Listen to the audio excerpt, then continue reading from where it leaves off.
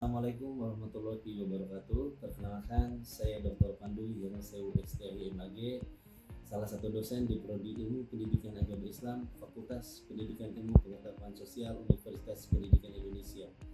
Saya menjadi dosen di prodi ini semenjak tahun 2010 dan saya mengampu mata kuliah Studi Masyarakat Indonesia dengan bobot 3 SKS.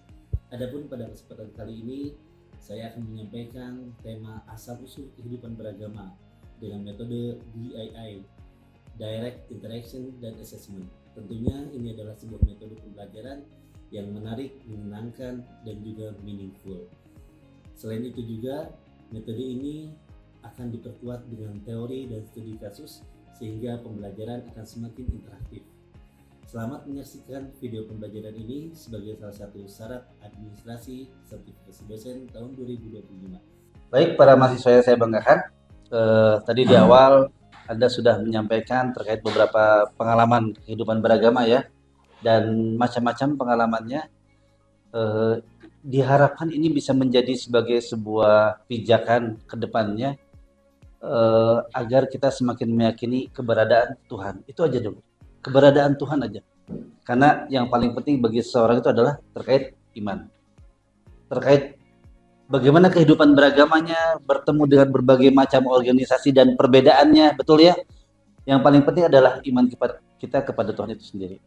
Berikutnya, dalam mata kuliah ini, kita akan fokus terhadap dua hal ini di capaian pembelajaran. Pertama di CPL-nya, bagaimana Anda sebagai mahasiswa ini bisa memiliki pemikiran yang logis, kritis, sistematis, menjunjung nilai-nilai humaniora sesuai dengan bidang keahlian, dan merancang program pembinaan keagamaan baik di masyarakat maupun di kehidupan sekolah. Bukankah nanti Anda juga ada yang ingin menjadi seorang guru pendidik ya, ataupun ada juga yang ingin menjadi aktivis lainnya di kehidupan masyarakat? Silahkan. Maka dari itu di CPMK-nya adalah mahasiswa mampu menghormati dan menerima perbedaan agama tanpa menyalahkan atau melakukan diskriminasi. Dalam artian bagaimana kita memiliki pemikiran inklusif. Tadi saya di awal menyampaikan Anda ini sebagai generasi inklusif. Jadi sudah bukannya lagi kita berada pada level terkait permasalahan perbedaan yang sifatnya itu sudah selesai sebenarnya dibahas ya. Kemudian juga bagaimana kita bisa menyesuaikan diri dan mencari jalan damai. Ini yang paling penting. Jalan damai, umatan, wasaton. Ada istilah seperti itu ya.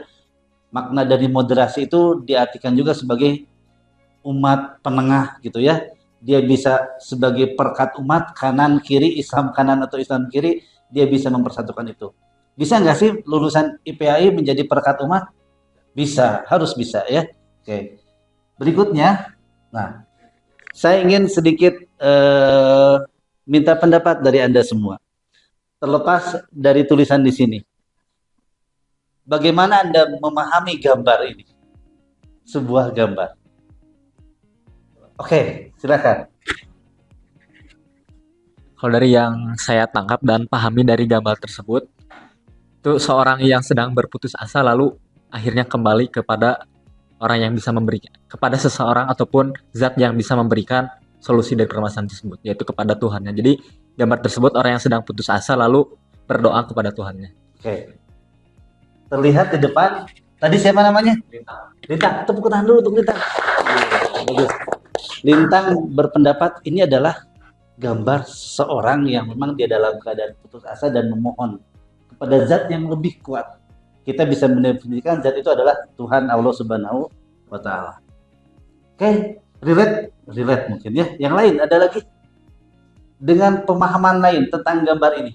Satu lagi, silakan.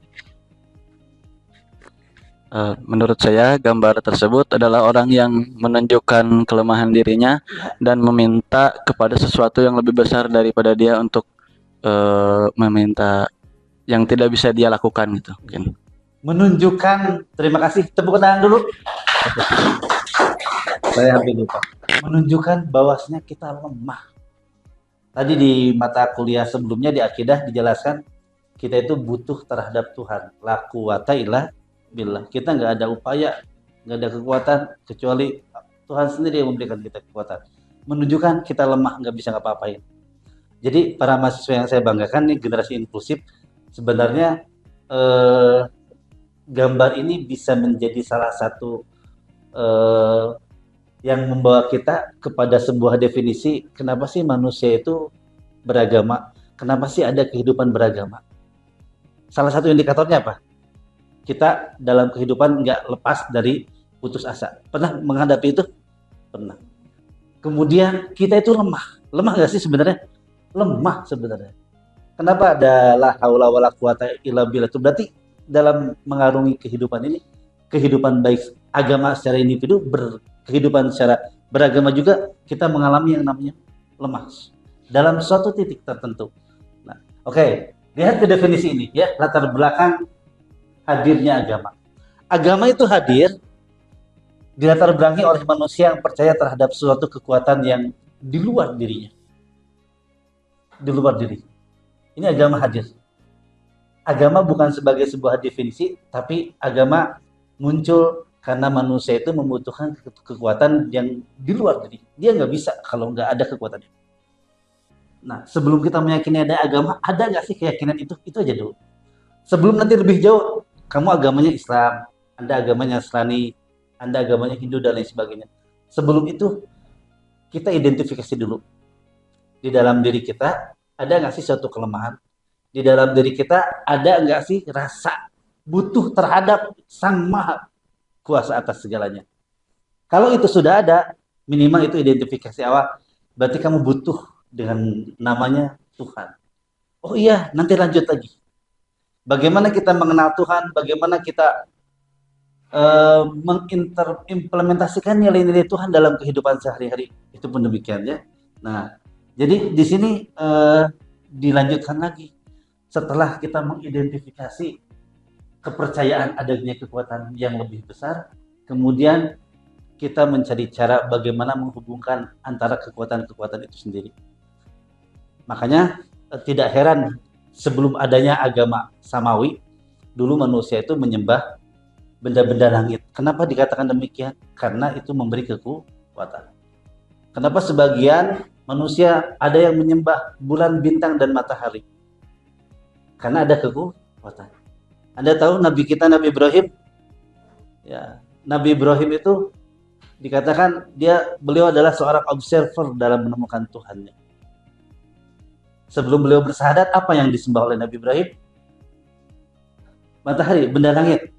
Apalagi? Bulan, semuanya disembah. Ya, semuanya disembah kan? Yang pada akhirnya barulah sampai pada kalimat la ilaha illallah. Jadi itu adalah kalimat yang sangat sakral. Pencarian itu luar biasa. Kalau kita berbeda, kita itu hidup beragama dan keluarga itu sudah ditunjukkan. Tuhanmu siapa? Allah. Nabimu Muhammad, kitabmu apa? Al-Quran. Tapi Nabi Ibrahim mencari Tuhan itu seperti apa? Apakah Tuhan itu muncul dari matahari? Kalau malam kok hilang mataharinya? Bulan. Tapi kalau siang nggak ada bulan. Nah, pencarian-pencarian tersebutlah yang membawa Nabi Ibrahim kepada sebuah keyakinan kalau Tuhan itu adalah Allah Subhanahu wa Ta'ala. Oke, di sini saya mengutip beberapa teori dari sosiologi karena yang akan kita bahas adalah tentang kehidupan beragama. Teman-teman mahasiswa generasi inklusif, coba lihat ada berapa di sini? Ada 6 teori dari sosiologi. Teori kekuatan luar biasa, teori jiwa, teori krisis dalam individu, teori batas akal, teori sentimen kemasyarakatan, dan teori wahyu Tuhan. Terakhir ada teori wahyu Tuhan. Kita lihat nanti, kita identifikasi pengalaman teman-teman dalam beragama ini, kira-kira kenal agama itu dari mana dulu? Para nabi dari mana dulu nih? Kita sebagai manusia biasa kenal dengan agama itu dari mana? Apakah memang jiwa kita sendiri yang benar-benar merasa keberadaan Tuhan itu? Atau kita pernah mengalami krisis dalam individu? Walanabluwannakum bisyai'in minal khauf, itu adalah masalah krisis sebenarnya. Ju baru luarnya. Lapar, kemudian apa? Naqsyum minal amwal wal anfus. Balik lagi ke anfus. Apakah kita terus merasa kekurangan asupan makanan dan harta benda, lalu balik lagi kenapa ke kritis ke anfus lagi? Kita tidak pernah merasa cukup dengan makanan dan harta apapun itu. Ya. Jadi itu sebenarnya ketakutan. Bisyai itu baru, aduh ya Allah, Allah ngasih baru sedikit ketakutan. Bisyai, belum kalau asya gitu ya. Itu baru syai kan, mufrad kan. Kalau zamannya asya, wah gimana kalau Allah ngasih cobaan itu asya minal khauf. Ini baru syai minal khauf.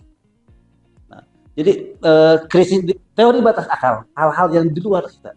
Kenapa ada orang yang masih percaya dengan ramalan misalkan ya? Akal kita nggak bisa ngejangkau apa sih nanti yang terjadi. Kenapa kita pengen tahu hal-hal lebih awal padahal Allah sudah merencanakan. Jadi keponya itu terlalu tinggi gitu ya. Udah ikuti aja skenario Tuhan. Kita juga surprise-nya banyak kok. Tapi kadang kita pengen lebih tahu, makanya kita nanya sama orang-orang tertentu gitu ya.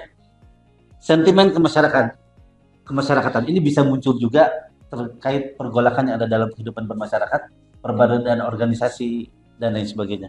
Dan teori wahyu Tuhan. Ini yang paling apa ini? Absolut. Kalau Tuhan sudah ngasih petunjuk, kun fayakun, maka terjadilah itu. Baik, para mahasiswa yang saya banggakan, kita akan bahas satu persatu. Saya ingin mengidentifikasi nanti, kira-kira Anda berada di posisi mana ya? Dalam mengenal asal muasal agama dan kehidupan beragama. Yang pertama adalah teori kekuatan luar biasa. Ini Marat ini seorang tokoh filosof. Dia mengatakan keadaan sikap religius manusia terjadi karena hadirnya kejadian luar biasa yang menimpa manusia yang terjadi di lingkungan sekitarnya. Kejadian luar biasa. Seperti apa kejadiannya? Misalkan seperti apa kejadian luar biasa itu? Bencana kan? Bencana alam. Yang lain apa lagi? Kehilangan seseorang. Apalagi yang lain?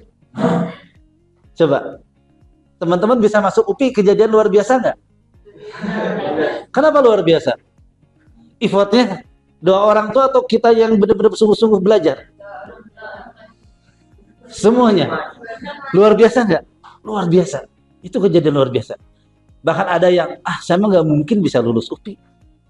Tapi Tuhan berkehendak lain. Kejadian luar biasa yang menimpa kita sehingga kita meyakini, oh iya Tuhan itu ada. Oke, teori jiwa. Edward Bart Taylor dia mengatakan asal muasal agama bersamaan dan munculnya kesadaran manusia akan adanya roh dan jiwa. Ruh dan jiwa. Ini namanya siapa? Fadli. Fadli itu nama dari siapa? Orang tua. Wa nafakhtu fihi min ruhi. Dengar ayat itu? Dan aku tiupkan dariku ruhku kepada setiap manusia yang lahir di alam semesta ini. Udah tahu belum nama rohnya siapa?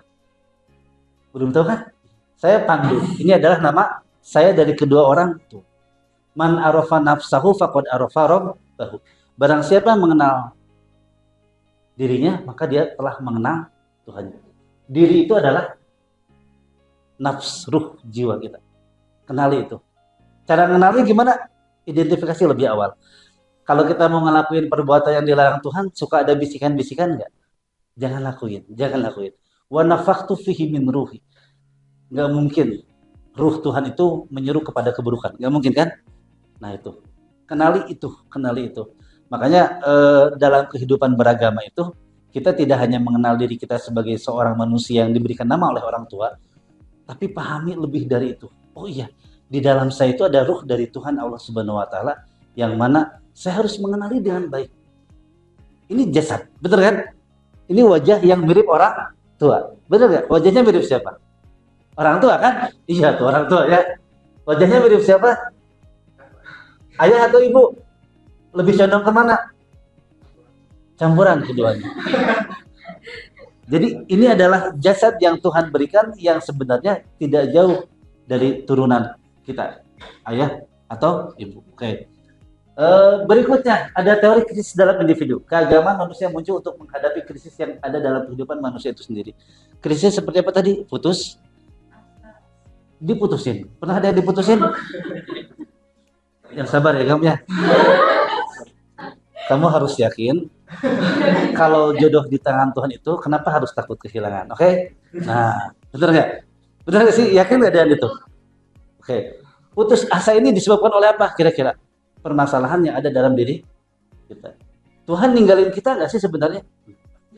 Kebanyakan manusia itu mayoritasnya PDKT sama Tuhannya ketika dia sudah merasa krisis dalam dirinya sendiri.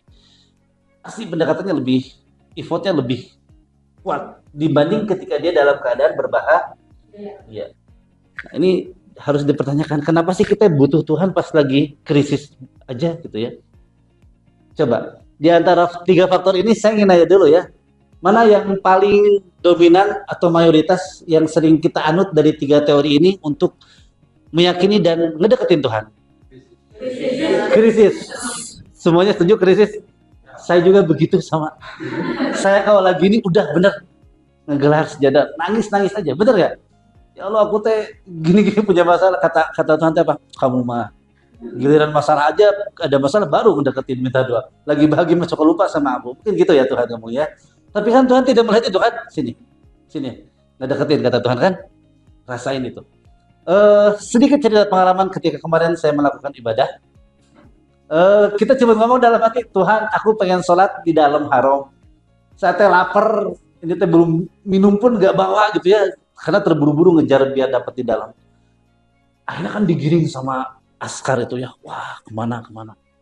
Aduh, udahlah saya nerima aja, mau dimanapun juga ditempatin. Tiba-tiba ada askar yang nyuruh, sini kamu ke bawah. Lantai bawah deket pelataran, alhamdulillah. Ya Allah, alhamdulillah deket pelataran. Pas ada yang ngasih bingkisan biasanya kan, ada yang ngasih bingkisan, ya Allah, saya nggak kuat langsung mengandung bawang lah pokoknya cerita itu ya. Nah, saya terima. Anda tahu, nggak saya minum, nggak saya makan. Tuhan nggak kasih itu. Yang Tuhan kasih adalah kepuasan jiwa batin. Saya terima, kok saya nggak haus ya? Kok saya nggak lapar? Padahal tadi teh, ya Allah, saya pengen sholat dekat pelataran. Yang kedua, saya teh lapar, saya haus. Ternyata bukan itu. Kepuasan batin melebihi segalanya. Wa naqsim minal amwal wal anfus tuh nggak ada apa-apanya. Kalau udah Tuhan tutupin. Kamu nggak butuh makan yang banyak, yang nikmat, yang enak. Kamu nggak butuh kehidupan yang mewah. Kalau Tuhan udah kasih kepuasan dari itu udah melebihi segalanya. Wah, ini berawal dari krisis dalam individu. Saya ngerasa itu, ya Allah, pas udah digituin sama Tuhan, satu, Tuhan itu ada. Dua, yang aku butuhin belum tentu Tuhan kasih itu secara lahiriah. Teman-teman harus nemuin pengalaman ini ya, nggak mesti harus di sana, di sini juga. Oke? Next, ada 3 teori lagi. Teori sentimen kemasyarakatan, teori wahyu Tuhan, dan teori batas akal. Teori sentimen kemasyarakatan. Agama muncul karena adanya getaran suatu emosi jiwa akibat dari pengaruh rasa kesatuan sama masyarakat. Organisasi-organisasi masyarakat di Indonesia banyak tidak? Banyak ya? Banyak kan? Belum lagi perbedaan-perbedaan dari segi furu'iyah fikihnya. Bener kan? Rasa kesatuan itu yang memunculkan persatuan untuk ibadah bareng-bareng. Bener ya? Itu teman-teman, itu adalah bagian dari munculnya kehidupan beragama. Organisasi, komunitas di kampus, ya betul ya. Oke, teori wahyu Tuhan. Sikap religius manusia terjadi karena mendapat wahyu dari Tuhan. Ini adalah khusus bagi para nabi al-anbiya yang memang diberikan wahyu oleh Tuhan. Levelnya beda. Teori batas akal, masalah kehidupan yang tidak dapat dipecahkan dan akal maka akan dipecahkan dengan magic atau ilmu gaib. Nah ini dia. Nabi melarang kita untuk ngedatangin dukun. Ngedatangin aja nggak diterima sholatnya, apalagi mempercayai. Hadisnya gitu ya, sahih. Nah, oke. Di antara ini, kira-kira teori mana Anda ada di posisi mana? Yang dominan yang Anda anut? Enggak, ini di antara 3 ini, bukan yang tadi. Sentimen kemasyarakatan, wahyu Tuhan, batas akal. Kira-kira yang mana? Oke, ada yang batas akal, ada lagi yang lain? Ini enggak ya? Sentimen kemasyarakatan. Kenapa sentimen kemasyarakatan? Kenapa sentimen kemasyarakatan? Karena kan banyak organisasi juga di sekitar gitu. Itu tentang ininya. Jadi saya juga pernah pengalaman kemarin, qadarullah. Ada adik kelas saya masuk agama Buddha kemarin. Seorang muslim masuk ke agama Buddha. Dan di situ saya dapat pengalaman bahwa keajaiban agama Islam itu di sini gitu sebenarnya. Soalnya teman saya yang adik kelas saya itu masuk agama Buddha itu bilang juga gini, kenapa orang yang mu'alaf lebih diistimewakan daripada orang yang murtad katanya. Nah jadi kalau yang saya rasa sentimen kemasyarakatan. Bagus.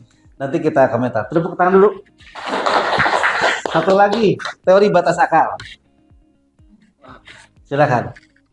Ya, eh, karena menurut saya kenapa teori batas akal, karena banyak hal yang tidak saya mengerti, banyak yang tidak saya pahami. Ternyata ilmu itu luas, ternyata Betul. saya itu sangat bodoh dan tidak tahu apapun Masya gitu. Allah. Subhanallah. Jadi di saat saya bilang tidak tahu, itu artinya dia tahu gitu. Nah, Maksudnya. tepuk tangan tuh bagus tuh.